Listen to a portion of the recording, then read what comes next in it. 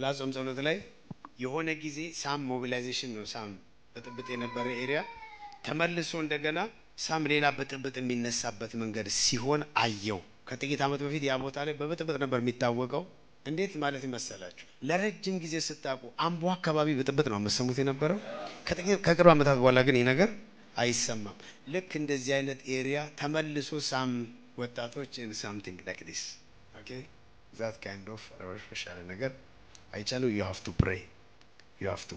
ቡታጅራ ከተማ ትላንት የተከሰከሰው አመት ዛሬም ተጠናክሮ ቀጥሏል በማዕከላዊ ኢትዮጵያ ክልል ምስራቅ ጉራጌ ዞን ቡታጅራ ከተማ ወጣቶች ከፍተኛ ተቃውሞ እያደረጉ ይገኛሉ ጎዳናው ተዘግተዋል በከተማ ያሉ አገልግሎት ሰጪ ተቋማትም ጥቃት ተከፍቶባቸዋል ተብሏል